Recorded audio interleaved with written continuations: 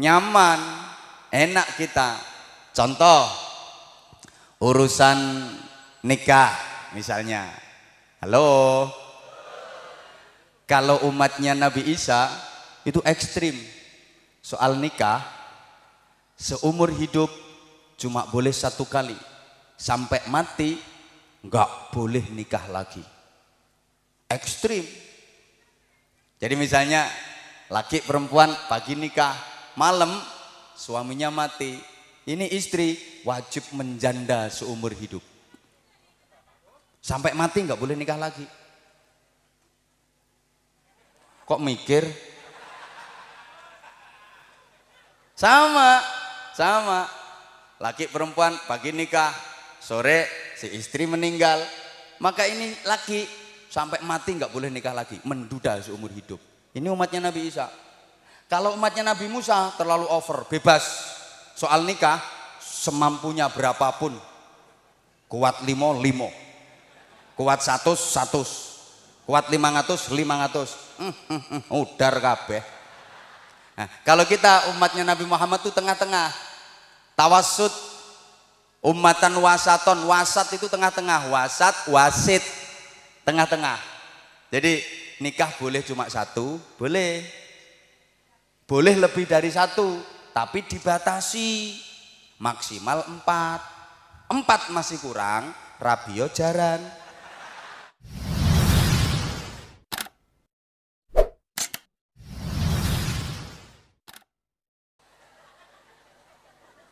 Bapak, kalau istri bapak salah dimaafin. Oke apane? Ada suami itu yang kerjaannya marah-marahin istri, kayak suami nggak pernah salah, istri selalu salah.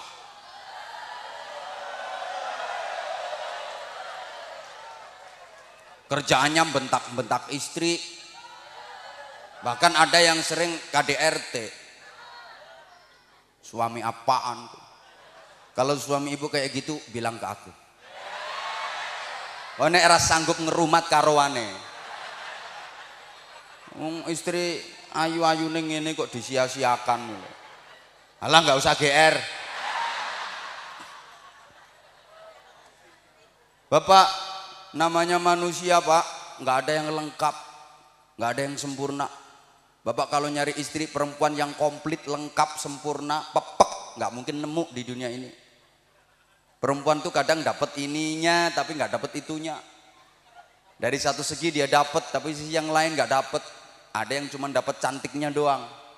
Ono wong wedok cantik tapi sakit-sakitan. Wah kok angger bar dinggo mesti nyontekno. Habis dipakai nyontekno, nganti mlakune ekeh-ekeh. Nah kakean cublesan ngarep mburi. Mosok angger bar digawe kok nyontekno. Dadi wong lanang ape gawe iki mikir, ngitung duweke cukup ora ge nyontekno. Cantik tapi sakit-sakiten. Gitu loh, Pak. Ada yang maaf, wajahnya tuh jelek tapi sehat, nggak pernah sakit. Kuat banget. Wis apa-apa digotongi kabeh. Senengane usung-usung. Kuat, sehat, nggak pernah sakit. Sambar petir murup kok. Yang kulitnya teko logam.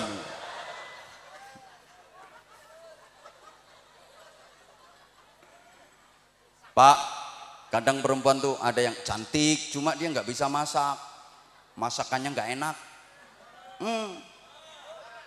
Cantik, cuma masakannya nggak enak. Adang sangit, jangan nampang, nyambel cemplang. Wajahnya cantik, cuman sambelnya nggak enak.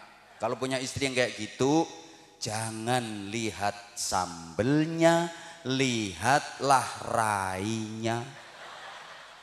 Itu loh Pak. Ada perempuan tuh yang wajahnya jelek, tapi masakannya top markotop, maknyus. Emang istilahnya pakai emak ya, bukan pakai pak nyus enggak. pakai mak nyus, mak gedebuk, mak gelodak, mak kerompiang. Jos gandos, kotos-kotos sampai beledos. Adang buket, nyambel, peliket. Mantep. Wajahnya jelek. Sambelnya enak. Kalau punya istri kayak gitu jangan lihat wajahnya, lihatlah sambelnya. Maka dirimu akan berkata, oh sayang, ternyata sambelmu lebih cantik daripada rupamu. Enak kan? Sama bu, laki-laki itu nggak ada yang sempurna, nggak ada, pasti punya kekurangan. Kadang ganteng, tapi nggak pernah punya duit. Ya oleh ganteng itu, kelimbrak-kelimbruk nggak mau kerja. Ada yang kaya, duit banyak, tapi korengen terus.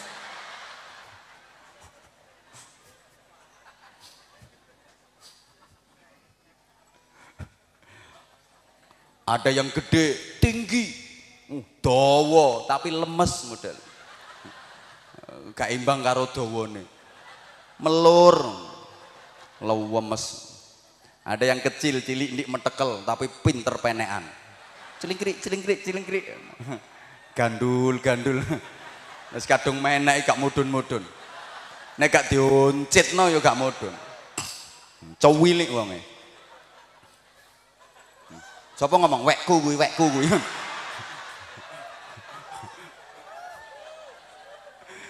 Ya ada yang setia tapi nggak punya duit.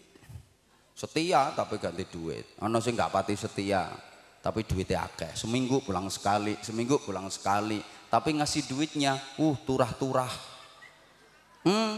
Begitu datang nih duit, begitu datang nih duit, cuma jarang di rumah.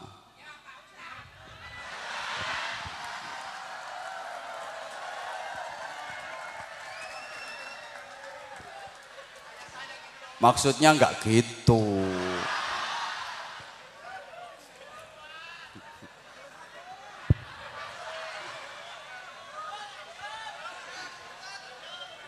Lah lapo aku nggak contoh ngene iki mau. Ada yang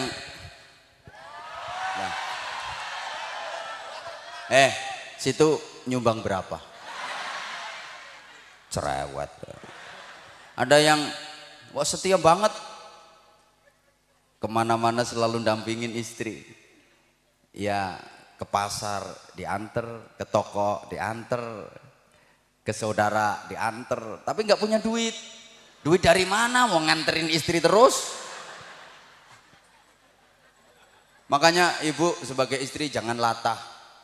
Doa kelewatan, ya Allah jadikan suamiku suami yang setia, selalu mendampingiku dimanapun kapanpun, seia sekata sehidup semati. Dituruti tenan, nyonyor sampean. Tidur didampingin, mandi didampingin, berak didampingin.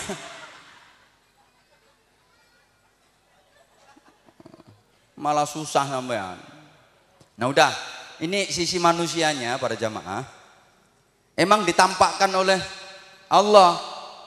Nabi pernah lupa, Nabi Muhammad pernah lupa, sehingga karena sisi manusianya ditampilkan, bisa dicontoh dengan mudah. Setelah Rasulullah wafat, Islam makin berkembang pesat karena pengikut-pengikut Rasulullah bisa mencontoh dan sudah diberi contoh komplit konkret oleh Rasulullah. Khulafaur Rasyidin mau bisa melanjutkan perjuangan Rasulullah dengan baik. Islam makin pesat perkembangannya. Para sahabat bisa melanjutkan perjuangan Rasulullah dengan baik. Udah ada contoh.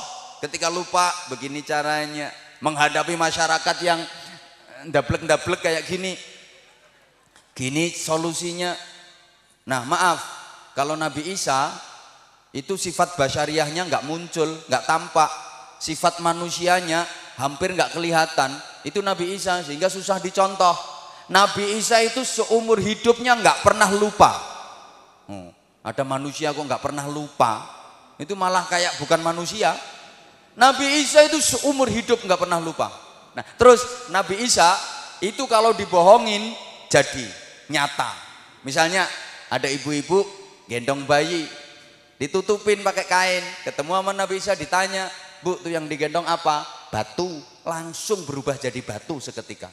Ini Nabi Isa. Ada orang kaya, dia bawa duit banyak.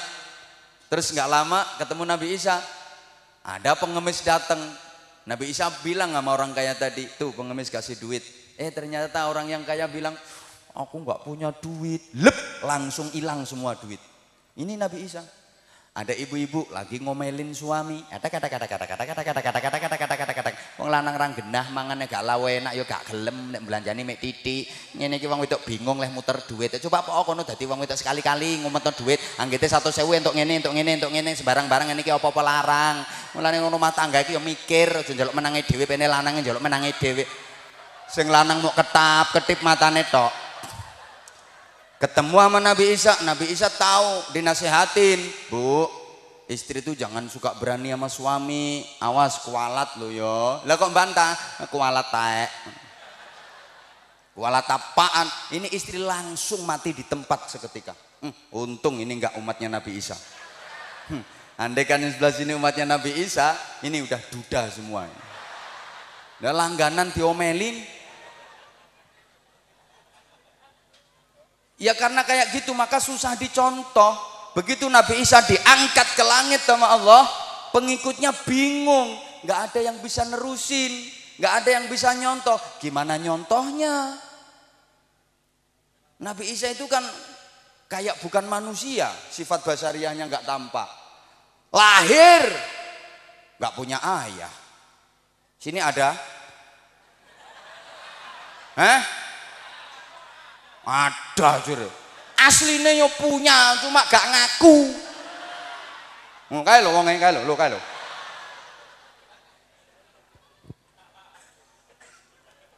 Nabi Isa ini emang gak ada ayahnya.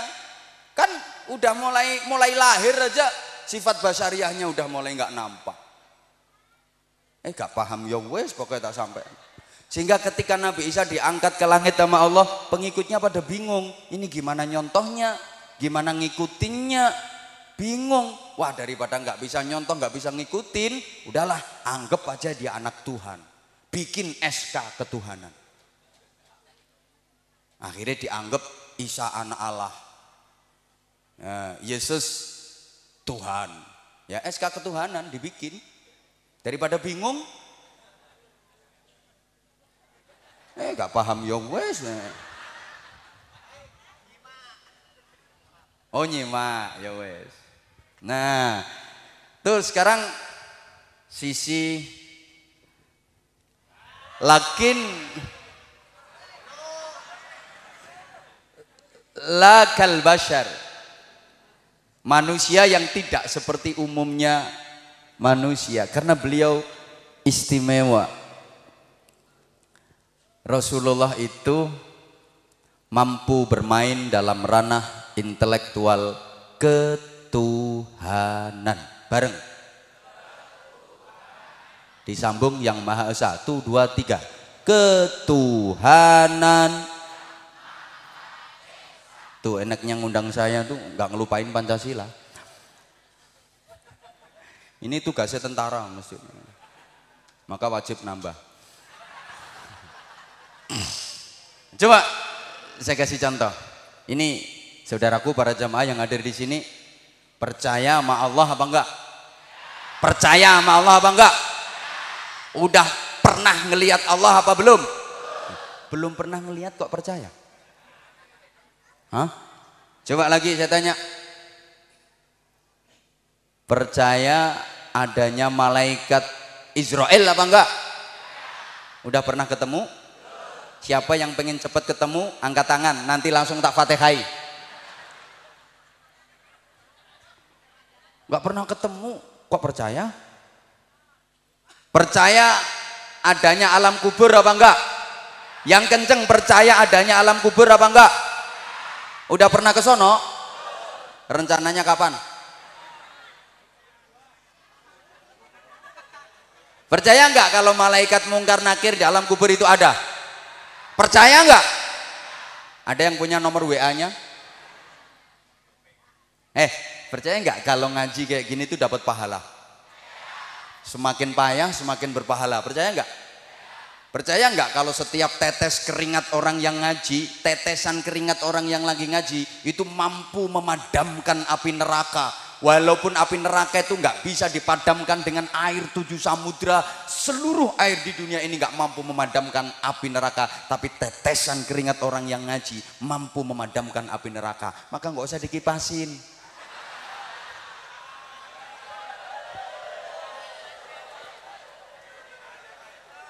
Makin kecut makin asyik. Percaya nggak kalau ngaji kayak gini dapat pahala? Terus pahala tuh warnanya apa? Hijau, kuning, kelabu, merah muda, dan biru. Nah itu balonku ada 5. Woi, woi. Percaya hari kiamat apa enggak? Terus hari kiamat tuh ntar tanggal berapa? Kok percaya? Percaya sama Allah, padahal belum pernah ngelihat. Percaya adanya malaikat Israel, tapi belum pernah ketemu. Percaya alam kubur, nggak pernah ke sana tuh. Percaya mungkar nakir, nggak kenal. Percaya hari kiamat, nggak tahu kapan kiamat itu, bener apa enggak. Kok bisa percaya? Karena yang membawa kabar itu bukan manusia-manusia yang model seperti mereka.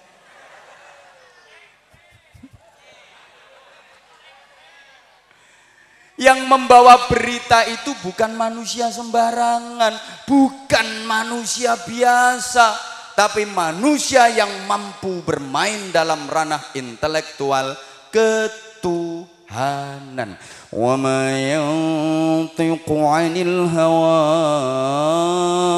in huwa illa wahyu yuha. Nah muni Allah kaya wong sambat kakek nutang ngono. Allah, kok gak lunas-lunas. Apa yang dikatakan, yang disampaikan Rasulullah itu bukan dari kehendak beliau sendiri, bukan kemauan beliau sendiri, tapi semuanya berdasarkan petunjuk Allah, berdasarkan wahyu. Terus Nabi Muhammad itu membawa rewel banget sih warga sini.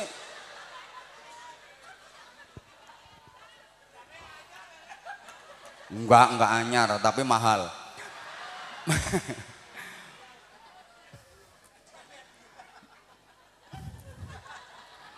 Untung orangnya cantik-cantik, jadi betah aku.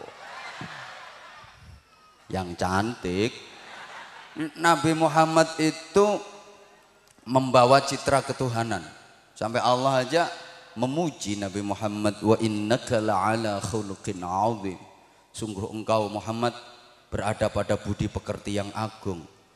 Dan beliau Nabi Muhammad juga memproklamirkan diri, innama bu'istu liutammima makarimal akhlaq. Sesungguhnya aku diutus untuk menyempurnakan akhlak-akhlak mulia. Dan nilai manusia itu memang dari akhlak.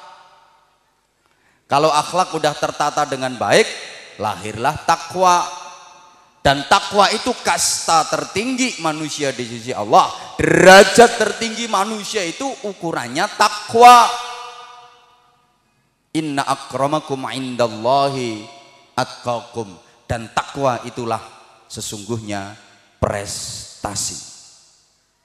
Banyak orang yang tertipu dengan profesi sampai melupakan prestasi.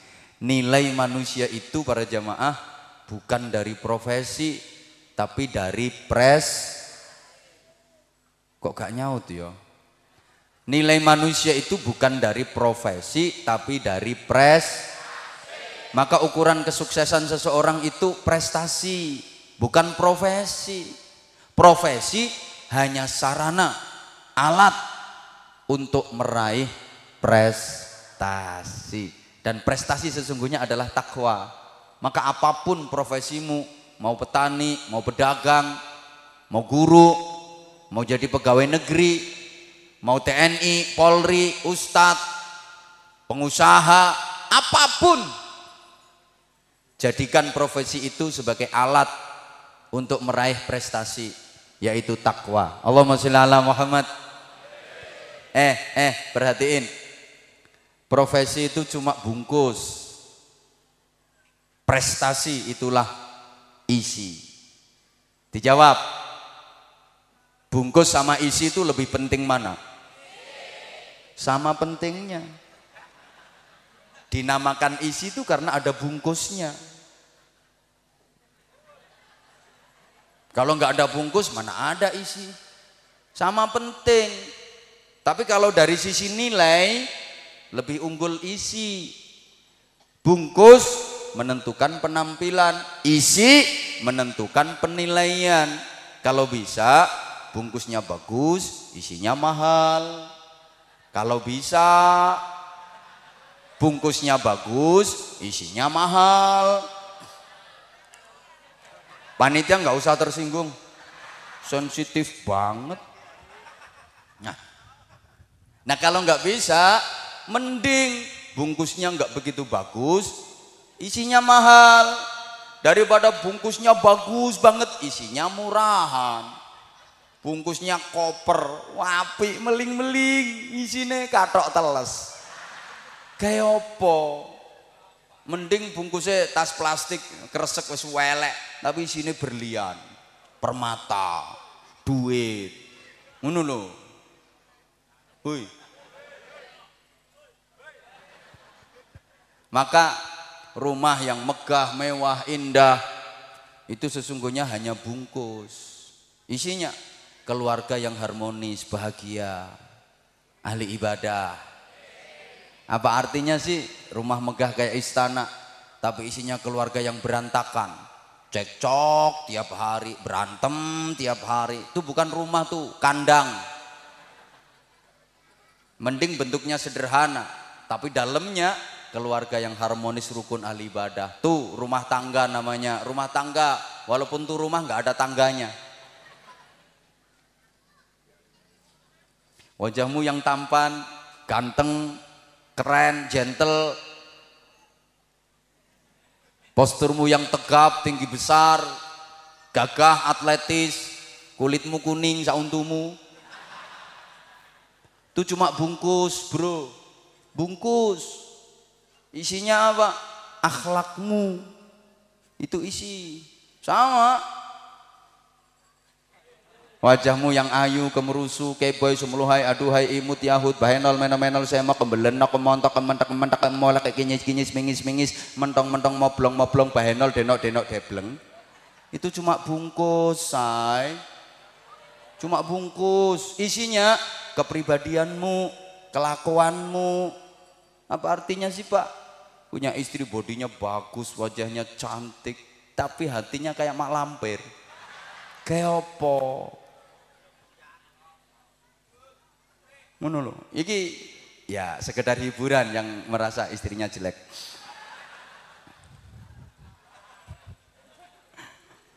Maaf. Rizki apapun itu bungkus, isinya berkah.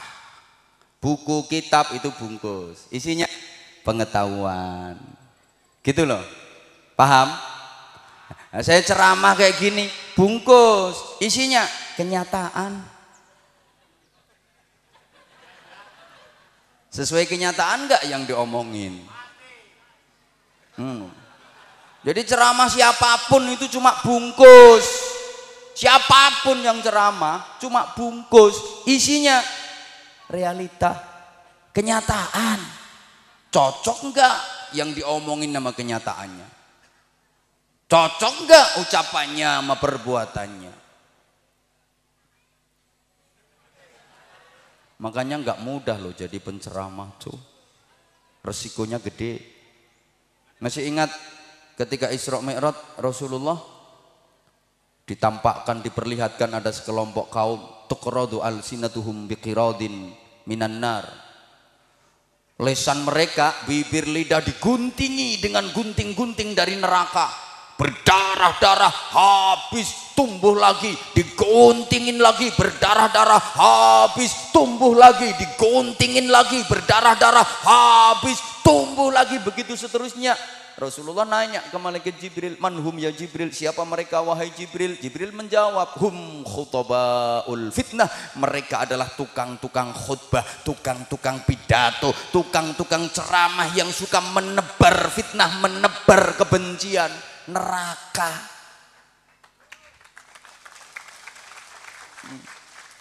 Makanya kalau ada kiai diundang ceramah terus dikasih duit, dudu sangu, bukan bisyarah, itu uang kompensasi masuk neraka. Makanya jangan tanggung. Kompensasi dikit ya tanggung, bro. Wis wani mlebu neraka oleh sithik.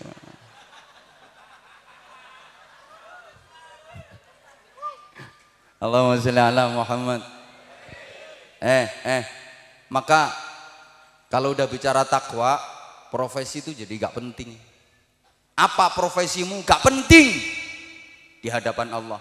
Yang penting apa prestasi yang bisa kau raih dengan prestasimu. Walaupun jabatannya tinggi, kekayaannya melimpah ruah, sugih belegedung,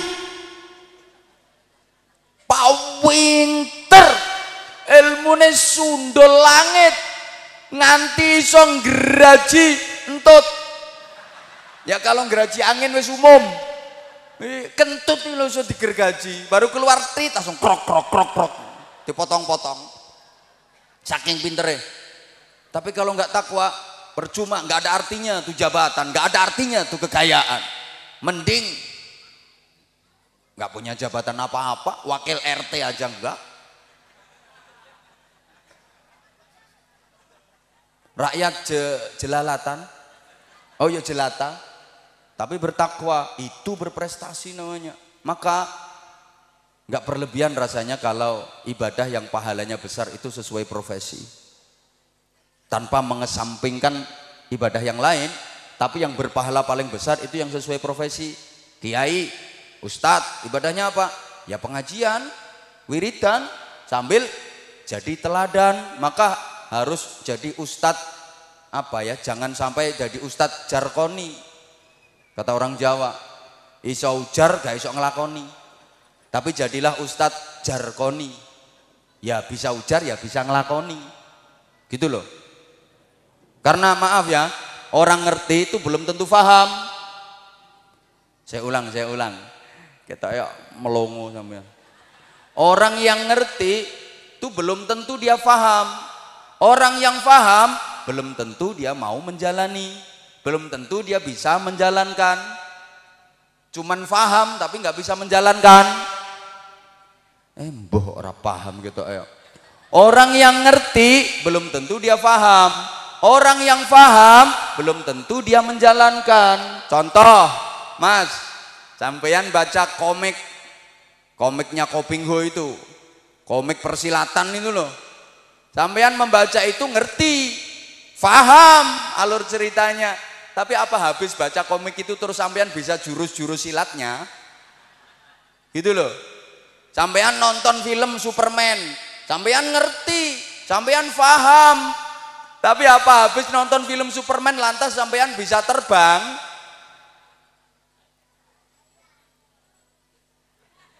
Orang yang ceramah itu pasti ngerti apa yang disampaikan dalam ceramahnya, paham apa yang disampaikan dalam ceramahnya, tapi belum tentu dia menjalankan apa yang menjadi materi ceramahnya itu. Demikian pula yang dengerin ceramah.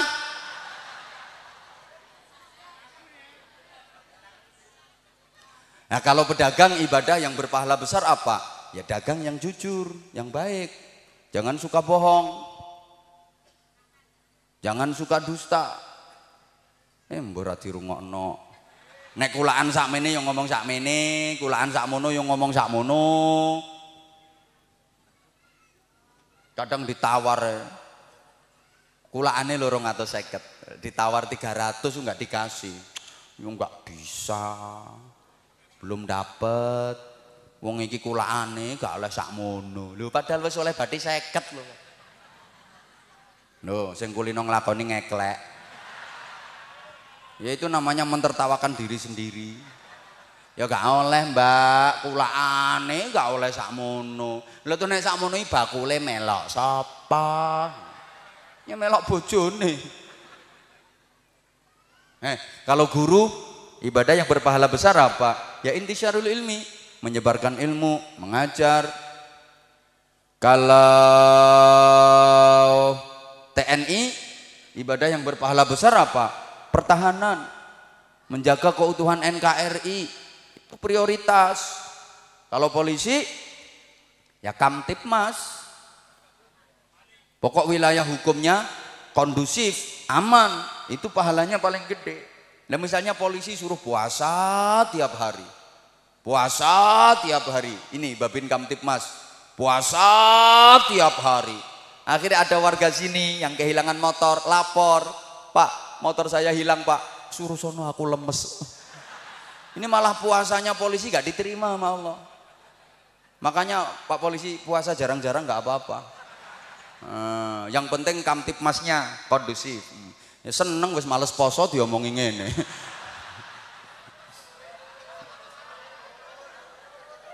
Nah daripada tiap hari puasa tapi Kamtipmasnya nggak terkondisikan dengan baik, ini puasanya malah nggak diterima. Nah kalau Pak RT, Pak RW, Pak Lurah, Pak Camat terus, nah itu ibadahnya apa? Ya as-setempelu wat tanda tanganu wal kebijakan wal keadilan. Yang penting adil dalam menjalankan roda pemerintahannya. Pak RW itu ibadahnya yang penting adil. Kepala desa juga begitu, yang penting adil. Lah kalau kepala desa tiap malam suluh tahajud, zikir wiridan, istighosah, tahajud, zikir wiridan, istighosah, capek. Akhirnya siangnya nggak bisa ngantor ke balai desa. Kantor desa kosong, urusan pemerintahan desa jadi berantakan. Ini tahajud wiridnya kepala desa nggak diterima sama Allah. Mulane kepala desa tahajud jarang-jarang nggak masalah. Yang penting urusan pemerintahan desa itu lo beres. Terus adil, ngono lho.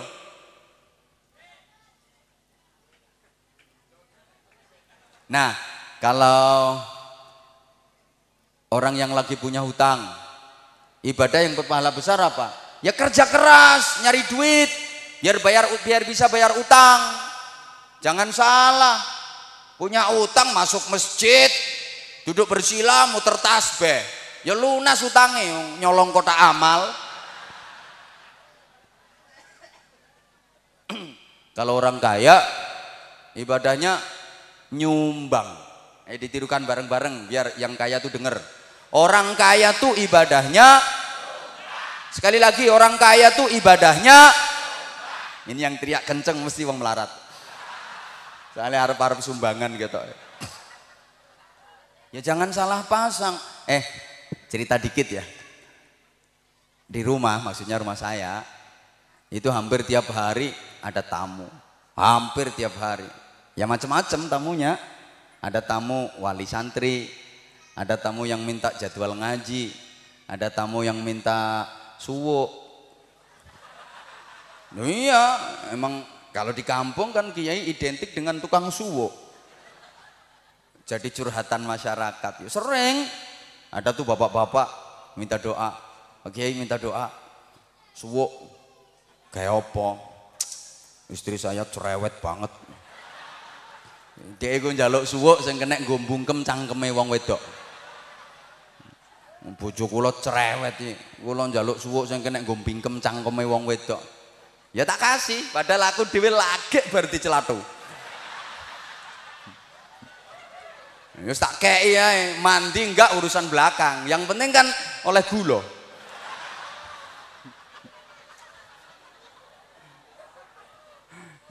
Ya macam-macam lah tamu itu, macam-macam. Ada yang minta jadwal pengajian, ada yang datang tuh nawarin anaknya.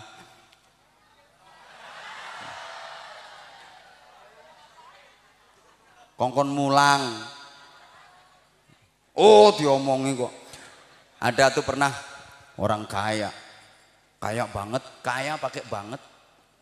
Kok bisa tahu kalau dia kaya? Ya dari mobilnya.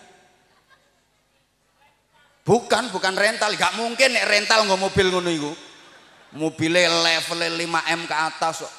Ring Rovers. Lho, kowe ora ngerti wae ngertimu pickup karo Tosa kok. Mosok ana wong rental nggawa Land Cruiser yo gak kira ana. Iki padahal sik kelas murah. Niki di atasnya itu we. Kaya, tak ceritani gak kira ngerti kowe. Ngertimu Tosa kok. Ini terus tak ajak keliling pesantren. Kan lagi bangun pesantren tuh, ini bangun gedung untuk Madrasah Diniyah Putri, sebelahnya ada gedung untuk tahfidzul Quran. Itu kebetulan lagi bangun. Dan ini memang bangun terus di pesantren kami free biayanya. Nggak ada biaya sama sekali. Tanya panitia yang udah pernah ke sana, sekitar 700 santrinya, alhamdulillah, baik di pondoknya, sekolahnya, seragamnya, kitab-kitabnya semuanya gratis. Alhamdulillah. Ya oleh ku tukang ngene-ngene iki. Mangkane tak lewarangno pisan karo wong. Lho gak kanggo aku dhewe kok. Saya secara tidak langsung panitia-panitia itu ikut nyumbang di pesantren kami, ikut membantu anak-anak yatim kami. Tapi tak paksa, soalnya nek gak ngono gak kira gelem. Loh, demi Allah saya. Lah kalau enggak saya itu bengok-bengok keliling dunia ngomong ngene terus disakseni malaikat, disakseni Gusti Allah. Ya, kalaupun saya misalnya bohong, sedikit gepian gak kira diundang karo wong. Ya, nah terus pas lagi bangun tuh orang kaya tak ajak keliling, dia ngomong, wah luar biasa perkembangannya Pak Kiai, bangunannya. Ya saya doakan mudah-mudahan bangunan ini cepat selesai. Langsung aku ngomong, aku gak butuh dongomu. Ya apa dipikir tak ajak keliling itu tak jaluki dongo ngono kok. Lo orang kaya kok ndongakno salah pasang gitu. Ya enggak pas. Hadisnya jelas, semua hafal tuh hadis. Iwabud dunya bi arba'ati asya. Tegaknya dunia aturan apapun itu dengan 4 perkara. 1 bi ilmil ulama, dengan ilmunya para ulama. Berarti ibadahnya ulama tuh pakai ilmu. 2 bi adlil umara, dengan keadilan para pemimpin. Pemimpin pejabat tuh ibadahnya pakai keadilan. 3 bisa khawatil aghnia, dengan kedermawanannya orang-orang kaya. Orang kaya tuh ibadahnya dermawan, nyumbang. Lah ini kok ndongakno to? Wong sugih ndongakno iki ngerusak hadis.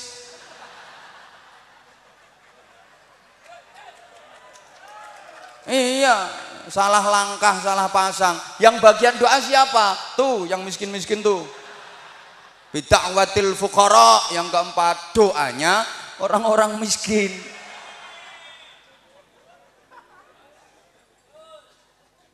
Maka jangan salah ya, zikirnya orang kaya itu bukan ya Rahmanu ya Rahim, ya Rahmanu ya Rahim, ya Rahmanu ya Rahim, bukan itu. Ya Hafidhu ya Nasir ya Wakilu ya Allah, ya Hafidhu ya Nasir ya Wakilu ya Allah. Bukan kayak gitu. Ya Sami'u ya Basir, ya Sami'u ya Basir, ya Sami'u ya Basir. Bukan gitu. Zikir orang kaya tuh ya semen ya pasir. Ya semen ya pasir, ya semen ya pasir, ya koralu ya botoh. Ya pintu ya jendela. Ya cek, ya giro, ya rekening, ya transfer. Tuh zikirnya orang kaya. Wong sugih ndongakno. Salah pasang. Itu loh, makanya semalam juga saya sampaikan, semua komponen harus saling mendukung. Kalau mau mendirikan masjid, TPQ, pesantren, ada kiainya, ada orang kayanya, pengusaha orang kaya, ada pejabatnya, ada iya yang melarat-melarat ya kudu ono. Mau mendirikan masjid rapat 17 orang kiai semua, gak kira dadi masjid.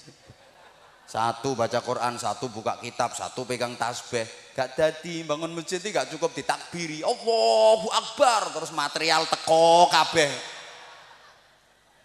Ya kiainya yang doa, ya Rahmanu ya Rahim, ya Rahmanu ya Rahim, ya Sami'u ya Basir, ya Sami'u ya Basir, ya Sami'u ya Basir, ya Sami'u ya Basir. Lama-lama ya dana, ya dana, ya dana, ya dana, ya dana, ya dana, dana, ya dana, ya dana, dana, ya dana. Nah, orang kaya datang bawa dana. Ya ada pejabatnya, bagian perizinan, administrasi.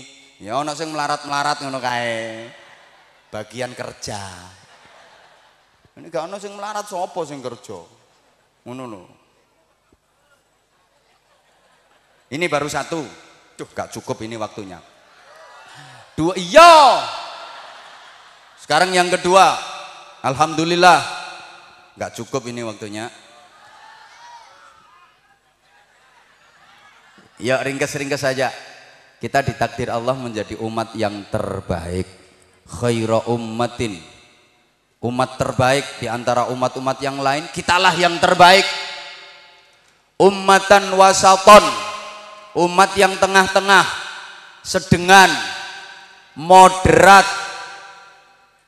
Kita nggak terlalu ekstrim, nggak terlalu lunak, nggak terlalu ke kanan, nggak terlalu ke kiri.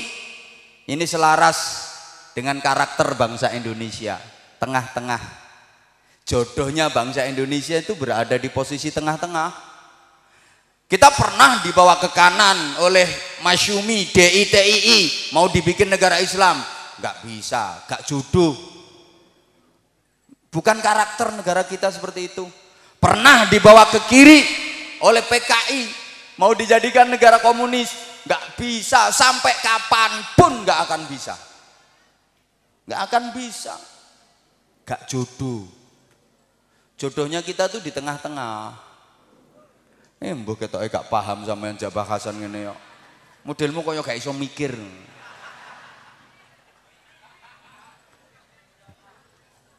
Loh, karakter bangsa kita yang seperti ini. Banyak suku, beragam tradisi, beragam budaya. Tapi kalau sudah bicara soal kenegaraan, bicara soal kebangsaan, jadi satu. Ini antiknya Indonesia. Maka negara Indonesia ini termasuk keajaiban dunia. Tidak ada seluruh dunia negara yang seistimewa Indonesia. Boleh tepuk tangan. Nah kayak gini harus kita pertahankan. Woi, woi, wes nggak usah resek aneh-aneh macem-macem. Indonesia ini kita pertahankan, kita lestarikan, kita jaga kedamaiannya, setuju? Tingkatkan moral dan akhlak bangsanya. Yang paling penting itu memperbaiki moral, memperbaiki akhlak. Kalau moral akhlak sudah baik, insya Allah seluruh aspek akan menjadi baik. Kuncinya di situ. Maka menghadapi pemilihan, kalau pilpres, saya rasa nggak perlu dikampanyekan, semuanya udah tahu, udah bisa memilih dan memilah calon-calon presiden yang ada. Percuma kita keluar-keluar kampanye presiden calon ini gini, mesti masyarakat wis ngerti, udah pada ngerti kok. Justru yang perlu kita kampanyekan dengan kontinu terus-menerus itu Rasulullah Shallallahu Alaihi Wasallam, mengkampanyekan Rasulullah dalam kehidupan kita. Karena sekarang anak-anak itu udah mulai nggak mengidolakan Rasulullah. Sholawatan itu dianggap bid'ah. Muji Kanjeng Nabi gak seneng. Sing dipuji ya Syahrini. Ayu Ting Ting, Zaskia Gotik. Hafal piye anak buah kabeh kok. Gregeten aku. Dah. Ciptakan suasana damai, kerukunan, adem kayak masyarakat sini, seneng aku. Wis gak usah panas-panasan, mau ngapain? Siapapun yang terpilih kita doakan mudah-mudahan menjadi pemimpin yang terbaik dan membawa kebaikan buat bangsa Indonesia. Wis ngono ae. Nggih? Nggih, wong sampeyan ora ngira berubah pangkatmu. Wis ngono iku sing tukang ngelas ya tetep ngelas. Sing dodol sosis ya tetep dodol sosis. Enggak usah kemelinti. Pemaneh hebat kusir ndak karo-karoan. Calon yang saya dukung ini gini. Dampake lopo terus mbok debat kita ini orang kecil, ayo ndonga ae. Ndonga, nggih.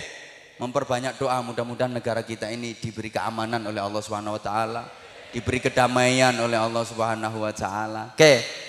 Nah, kita umat Muhammad ini umat tengah-tengah, umat yang terbaik, tidak terlalu ekstrim tapi nggak terlalu lunak. enak, nyaman jadi umat Muhammad tuh. Wes gak usah nyawang polisi, gak tahu roh polisi ya. Allahumma sholli ala Muhammad. Enak. Kalau umatnya Nabi Isa tuh ekstrim. Okay?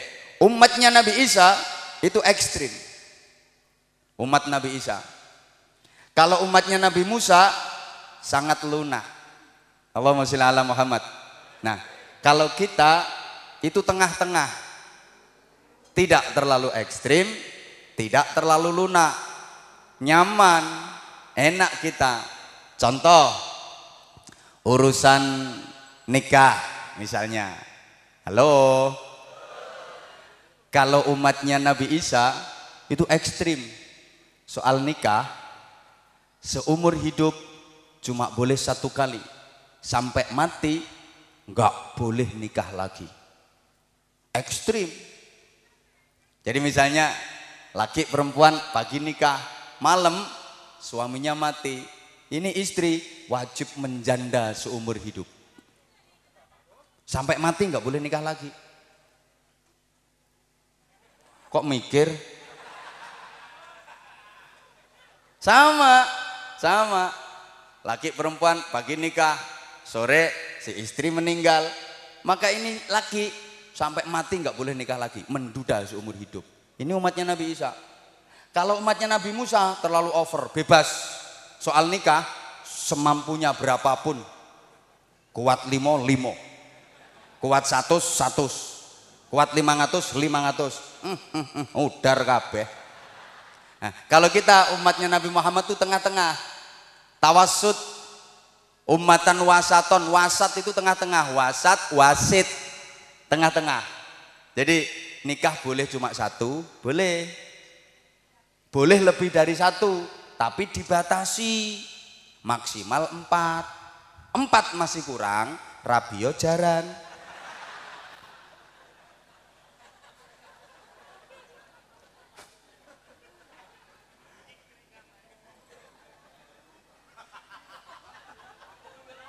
Loh, 4 pun ada syaratnya. 1, harus berani sama istri tua. 2, harus ndablek. 3, harus adil. Karena kalau ibu-ibu, ya suaminya minta izin, ma, aku nikah lagi ma ya. Mesti jawabannya, nggak apa-apa. Kalau papa pengen nikah lagi silahkan. Yang penting papa harus bisa adil. Yang kedua, bunuh dulu aku.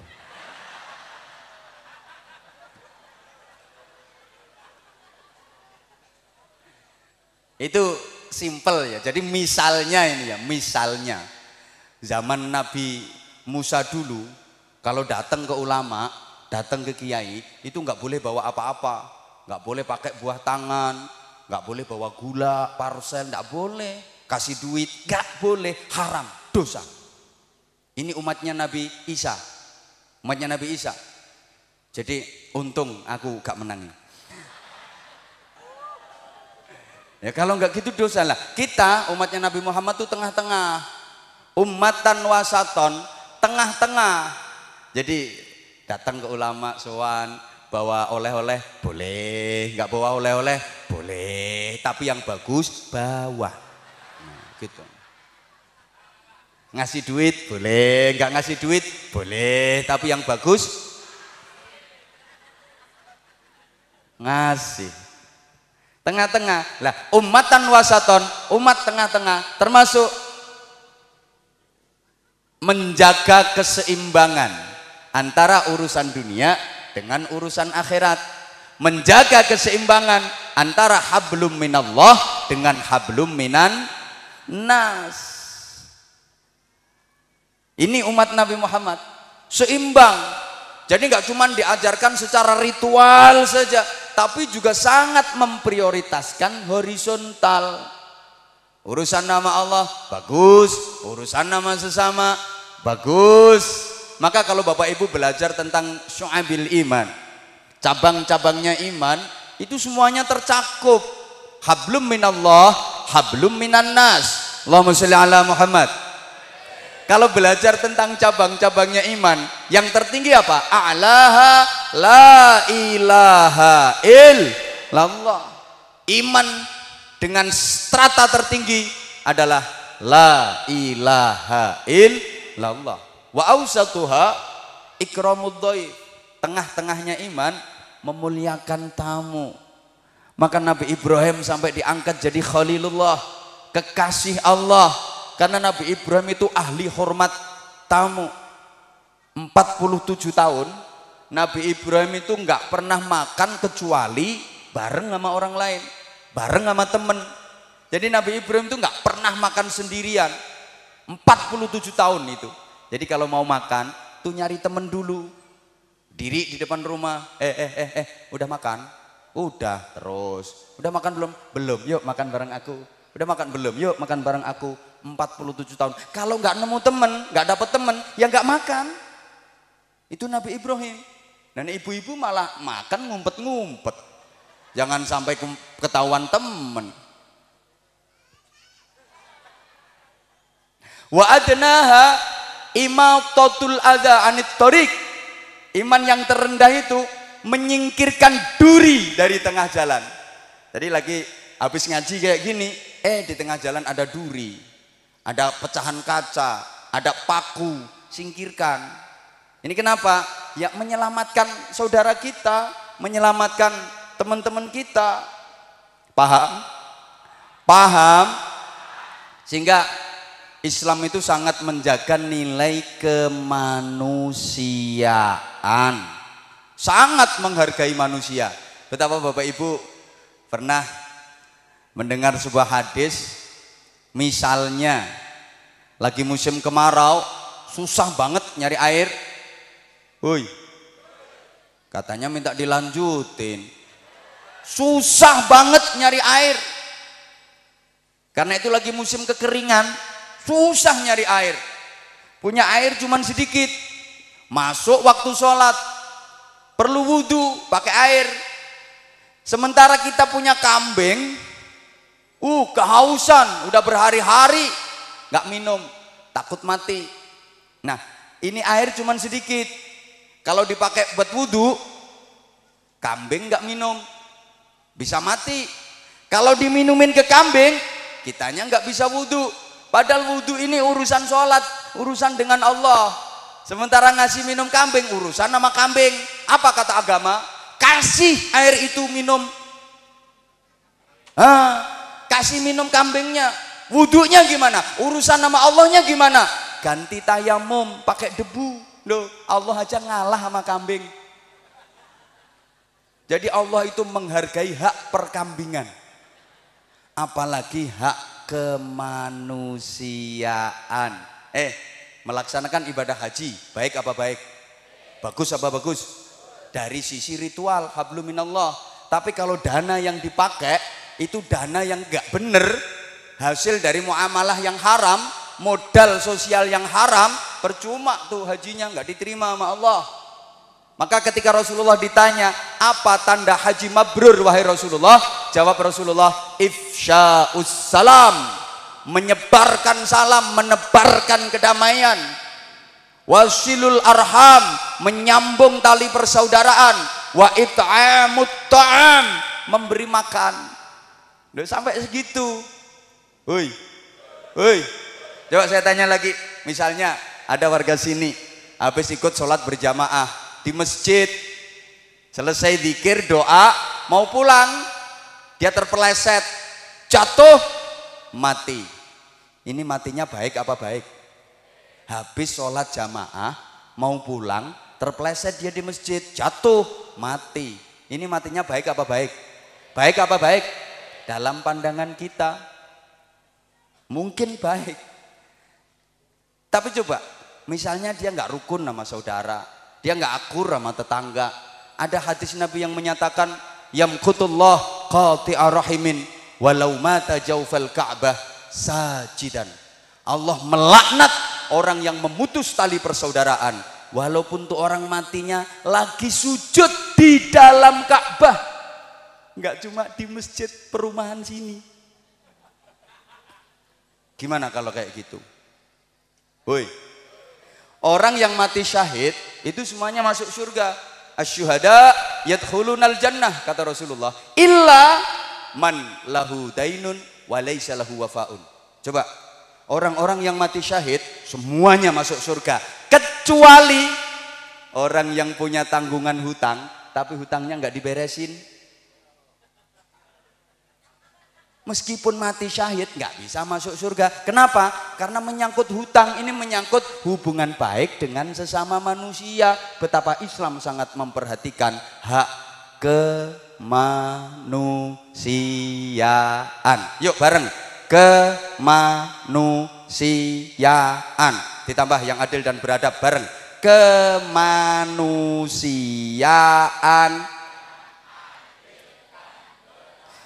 Syukur yang ketiga, alhamdulillah kita diberi petunjuk hidup oleh Allah berupa kitab suci yang terbaik, namanya Al-Qur'an.